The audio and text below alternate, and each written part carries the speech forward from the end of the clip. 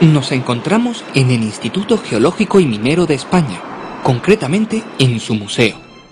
En él se guardan algunos de los mejores ejemplares de minerales de España y también del resto del mundo. Hola, me llamo Gea y vivo aquí, en el Museo Geominero. Os vamos a contar un relato de millones de años, la larga historia de la formación de las rocas en la Tierra.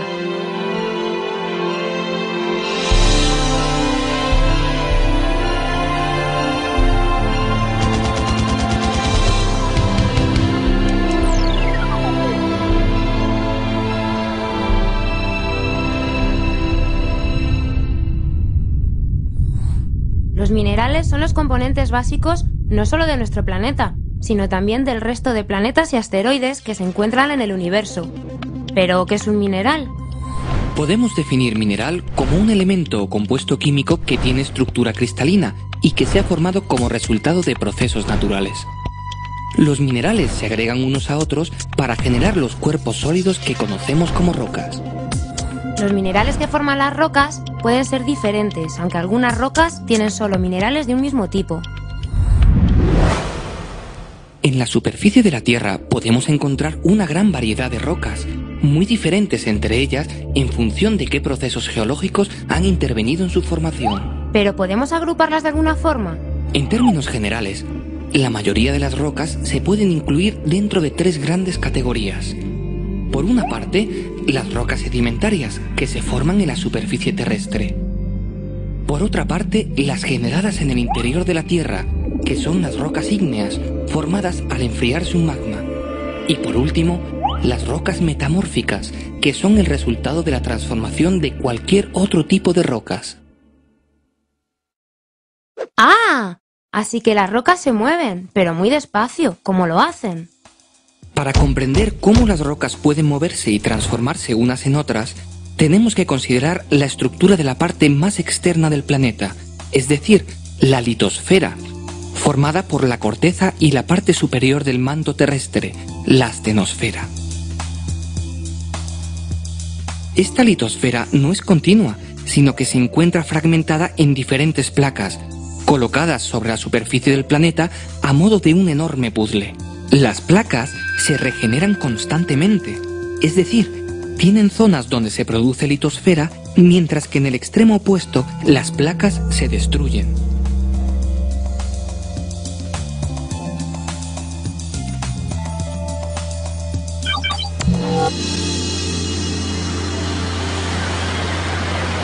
La generación se produce en unas grandes cordilleras submarinas conocidas como dorsales oceánicas, mientras que la destrucción se realiza en las zonas de subducción, donde la litosfera se introduce en el manto hasta fundirse. Para aproximarnos a los diferentes procesos que generan rocas en la Tierra, podemos utilizar un esquema simplificado dentro del marco de una de estas zonas de subducción. En este contexto, se puede definir el ciclo de las rocas, que constituye una serie circular de procesos que explican cómo las rocas pueden transformarse unas en otras.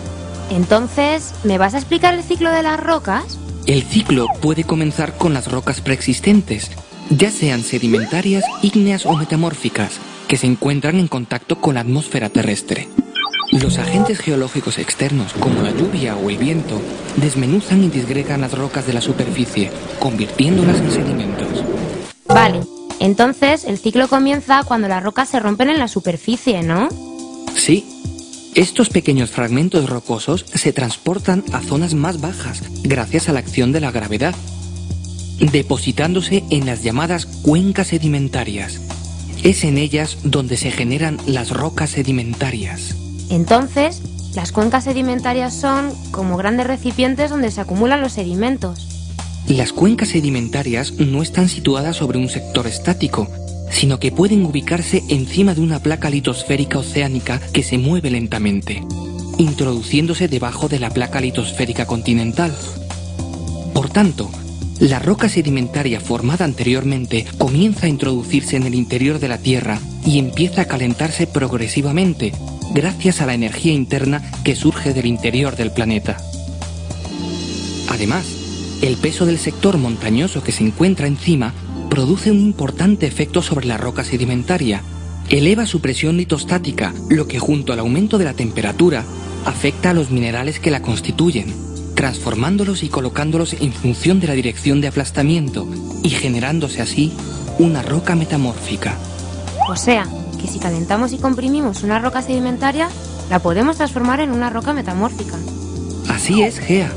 Cuando el aumento de la presión y de la temperatura supera un cierto umbral, la roca metamórfica comienza a fundir, generándose así un magma que asciende lentamente hasta llegar de nuevo a la superficie terrestre, en este caso a través de un volcán, donde se solidifica formándose una roca ígnea. La acción de los agentes atmosféricos externos vuelve de nuevo a disgregar la roca, cerrándose así este lento ciclo que ha durado centenares de millones de años. ¡Millones de años! ¿Cuánto tiempo?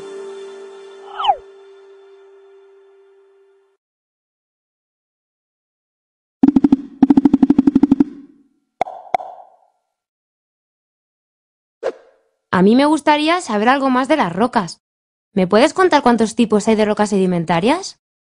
Las rocas sedimentarias se forman en la superficie de la corteza terrestre y pueden ser de tres tipos: detríticas, químicas y orgánicas.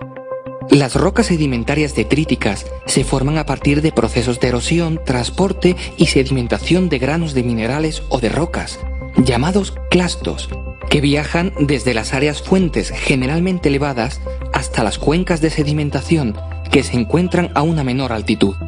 El proceso se realiza por la acción del aire, el hielo o más comúnmente el agua, apoyado siempre por la fuerza de la gravedad. Así que es el agua el agente más importante para formar estas rocas, ¿no? Sí, el medio acuoso puede transformar clastos con tamaños muy variables, desde pequeñas partículas en suspensión hasta voluminosos bloques. La energía del agua disminuye progresivamente desde las zonas con mayor pendiente hacia las zonas más bajas, por lo que en la cuenca de sedimentación los sedimentos más gruesos alcanzan poco recorrido, depositándose cerca del continente y generando las rocas sedimentarias conocidas como conglomerados. Los sedimentos de tamaño medio avanzan algo más, formando las areniscas. Por último, las partículas más pequeñas, es decir, las arcillas, alcanzan la mayor distancia sedimentándose a gran profundidad lejos de la costa y formando las rocas sedimentarias conocidas como lutitas. Qué curioso, en las zonas más profundas solo hay lutitas. Bueno, no solamente. En estas zonas profundas pueden producirse rocas lutíticas orgánicas, ya que los organismos que viven en el mar, generalmente plancton, cuando mueren caen hacia el fondo de la cuenca, acumulándose gracias a la ausencia de oxígeno en esas zonas que evita su putrefacción.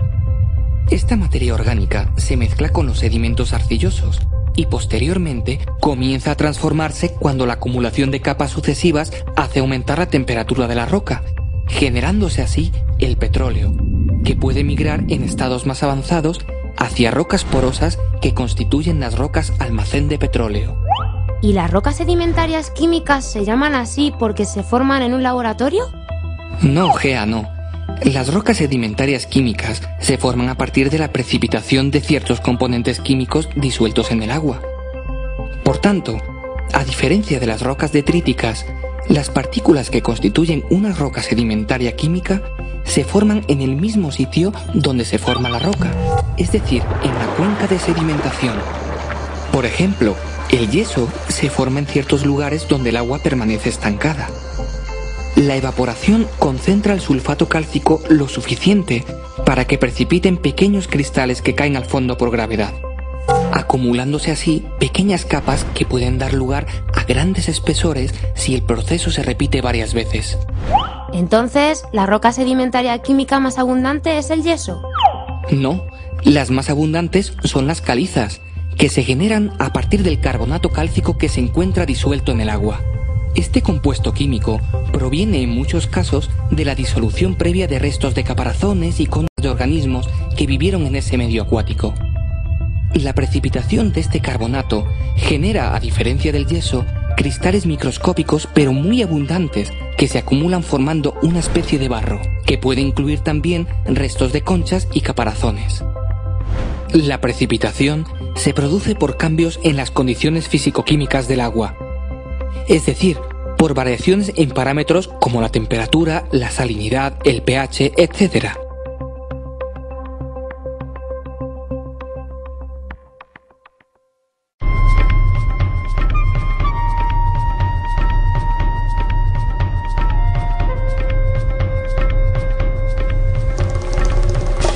Nos encontramos en la costa de Alicante, donde afloran diversos tipos de rocas sedimentarias detríticas. En la zona de Altea, encontramos conglomerados formados por la sedimentación y compactación de cantos gruesos. ¿Por qué se encuentran aquí estos cantos sueltos en la orilla del mar? Porque el agua no ha tenido la suficiente energía para introducirlos mar adentro. Entonces, ¿un conglomerado sería una roca con cantos como estos unidos entre sí? Si te fijas, Gea, en los conglomerados no solo hay cantos, sino que también hay un material detrítico de grano más fino, llamado matriz, que se introdujo entre los cantos y que hace de cemento, uniendo unos cantos a otros. Así, un conglomerado está formado por cantos y por matriz. Entendido. ¿Podemos ahora ver rocas detríticas de grano más fino?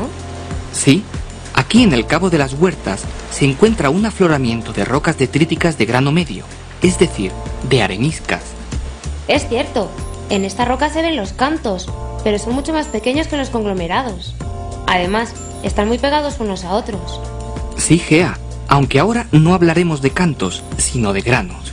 Estos granos se unen unos a otros durante los procesos de consolidación que ha sufrido la roca. El agua pasa a través de los poros que quedan entre los granos, formando minerales que van cementando unos granos con otros y así se forma la arenisca. El color de esta roca me recuerda al de la arena de la playa. Sí, es similar porque la mayoría de los granos, como en muchas playas, son de cuarzo, feldespato y calcita, todos ellos con colores claros. Volvemos ahora a Altea, donde vamos a ver el aspecto que tienen las rocas detríticas de grano más fino, es decir, las lutitas. Por mucho que me acerco, no veo los minerales que forman esta roca. Claro, no puedes verlos porque son minerales de la arcilla que tienen un tamaño tan pequeño que no puede verse salvo con microscopios muy potentes. Es verdad, me recuerda un poco a la arcilla de moldear que usamos en el colegio.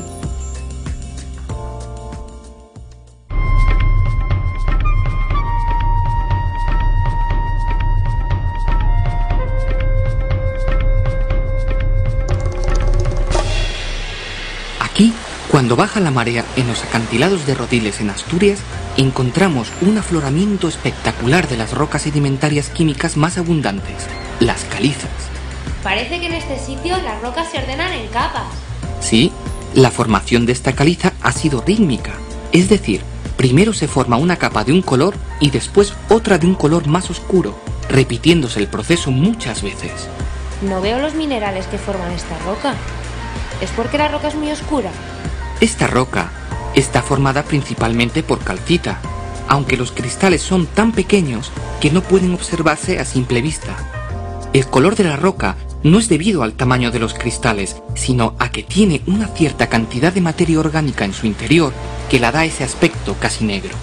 Además, se ven algunas cosas blancas dentro de la roca. Estas figuras que ves son secciones de conchas fosilizadas, que forman parte de la propia caliza, ya que quedaron atrapadas cuando la roca aún no estaba consolidada en el fondo del mar. Por tanto, estás viendo una caliza con restos fósiles de organismos que vivieron hace muchos millones de años. Hasta aquí hemos visto distintos tipos de rocas sedimentarias. Las detríticas, con ejemplos de conglomerados, areniscas y lutitas, y las químicas, con las calizas que acabamos de ver.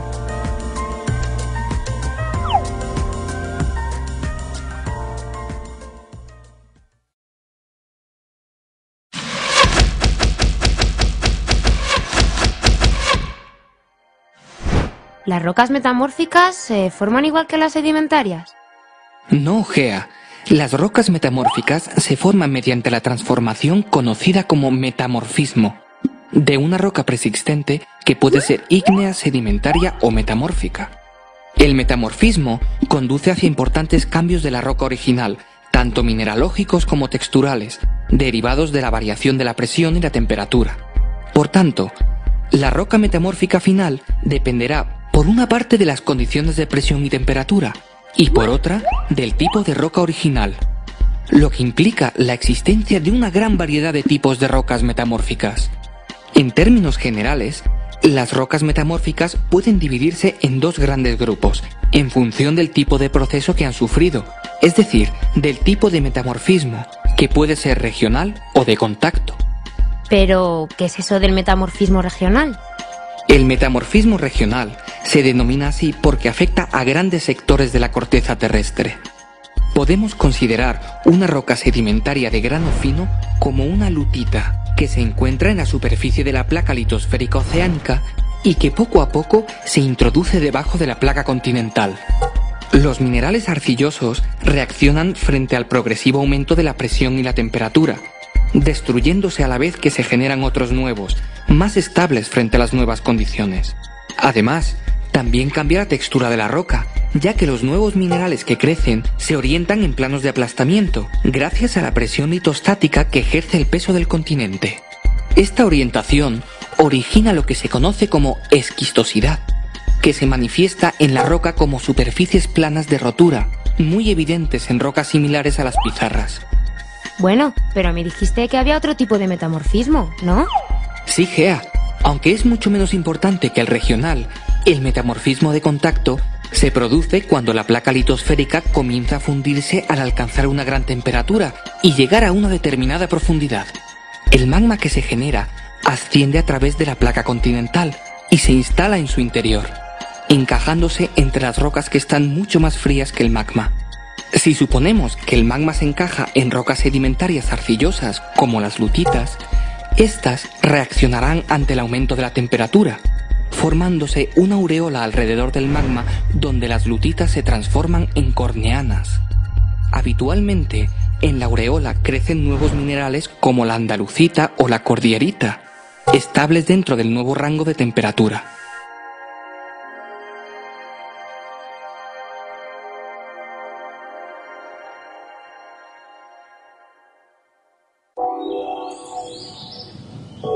Las rocas metamórficas regionales son muy abundantes y variadas en la zona norte de la Comunidad de Madrid. Nos encontramos cerca de los márgenes del embalse del Altazar y aquí podemos ver las principales características de las pizarras.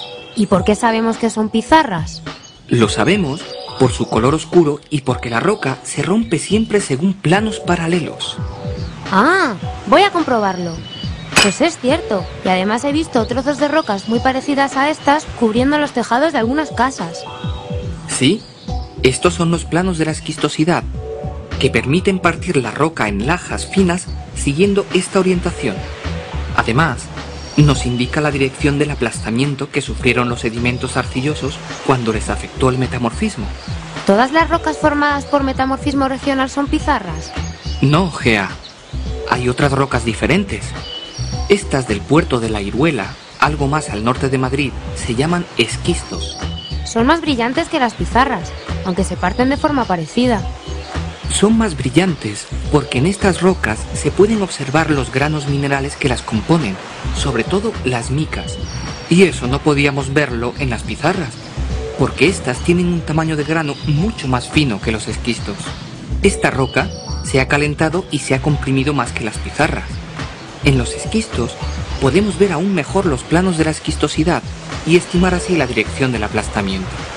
Entonces, ¿todas las rocas metamórficas regionales tienen estos planos también marcados? No en todas. Los neises, como estos de Cabanillas de la Sierra, se han formado a partir del metamorfismo regional de otras rocas, concretamente de granitos que no tenían muchas micas originalmente, y por tanto la esquistosidad no es tan nítida. Es verdad, aquí la roca no se parte en lajas. Los neises se forman a gran temperatura, creciendo en su interior feldespatos que son minerales que no son planares, que aunque se orientan, no permiten que se desarrolle unas buenas superficies de rotura como en las pizarras y esquistos.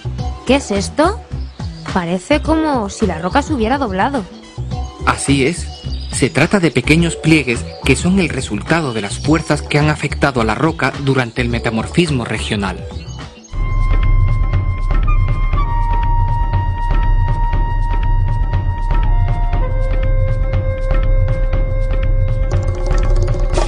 Cerca de las ruinas del castillo de Mirabel, en la provincia de Cáceres, podemos encontrar rocas formadas durante el metamorfismo de contacto, conocidas comúnmente como corneanas. Estas rocas son muy parecidas a las pizarras que vimos antes, ¿no?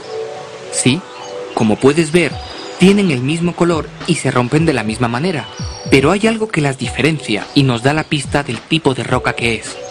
Rompe una de ellas y lo comprobarás. ¡Hala! Si hay algo aquí que tiene forma de cruz. Este mineral solo se forma en las zonas de metamorfismo de contacto. En este caso, la pizarra original se calentó por su proximidad a un magma muy caliente y entonces crecieron estas vistosas quiastolitas, que nos indica lo que le ha pasado a la roca. Con estos ejemplos hemos visto distintos tipos de rocas metamórficas: pizarras, esquistos y neises, asociados al metamorfismo regional, y corneanas, asociadas al metamorfismo de contacto.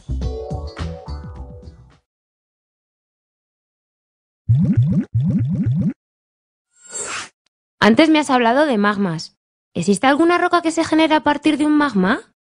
Claro, Gea. Las rocas ígneas se forman a partir de la solidificación o cristalización de magmas.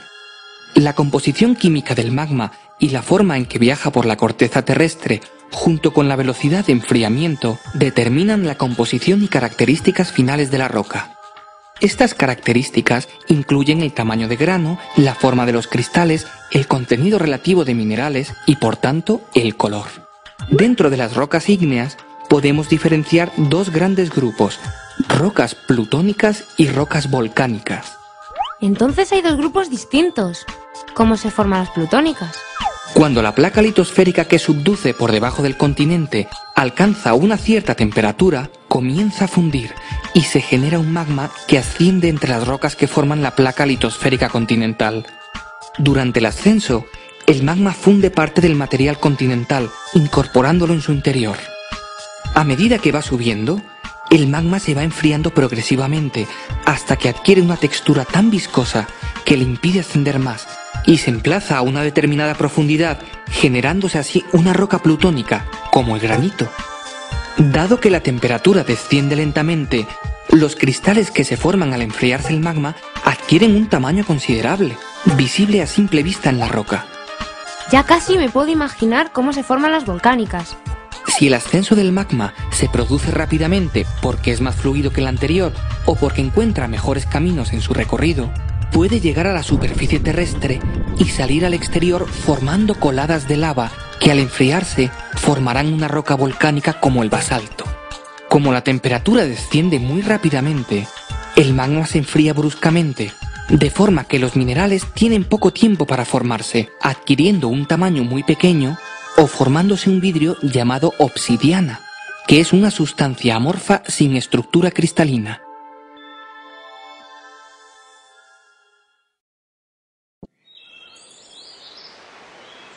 Aquí en La Pedriza, dentro del Parque Regional de la Cuenca Alta del Manzanares, al noroeste de Madrid, podemos observar un magnífico paisaje formado por granitos que son las rocas ígneas plutónicas más abundantes en España. Esta roca es bastante rugosa y parece que está formada por pequeños granos de diferentes colores. En efecto, los granos que notas al tocar la roca son distintos minerales que crecieron muy despacio cuando el magma se enfriaba lentamente en el interior de la Tierra. ¿Podemos reconocer estos minerales? Sí, si te acercas lo suficiente, podrás observar los minerales que forman el granito. Son cuarzo, feldespatos y micas. En este tipo de granito, los cristales negros son de mica biotita, los blancos son feldespatos y los grises son cuarzo. Además, parece que esta roca no se rompe siguiendo planos como en las rocas metamórficas. En efecto, el granito es muy homogéneo respecto a su fractura. Es decir, cuando se golpea se parte formando fragmentos sin una forma preferente.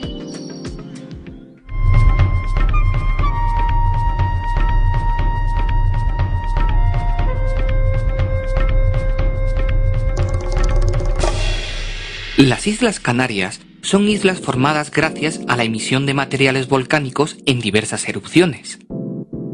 Nos encontramos en el Parque Nacional de Timanfaya, situado en la isla de Lanzarote, y aquí podemos observar la forma de los volcanes y las coladas de lava basáltica casi tal y como se quedaron después de la erupción que originó este paisaje.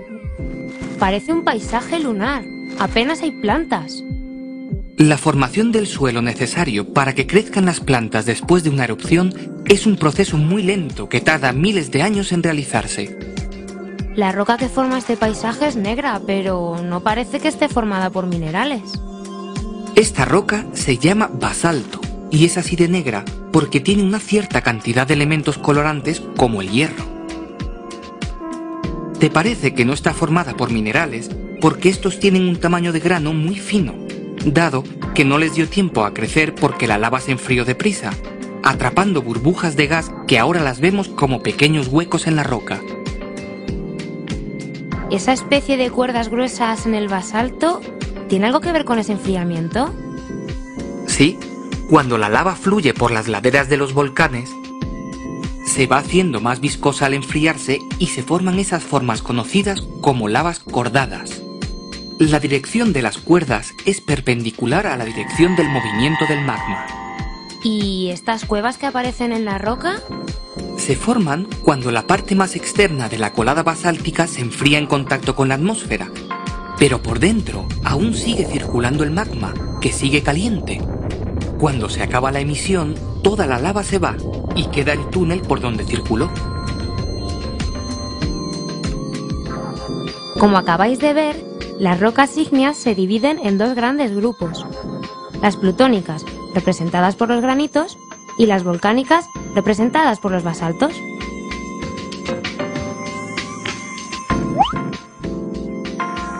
Hasta aquí os hemos contado cómo se forman los principales tipos de rocas. Seguro que habéis aprendido que los paisajes que veis son algo más que un montón de rocas. Os espero muy pronto con nuevas aventuras geológicas.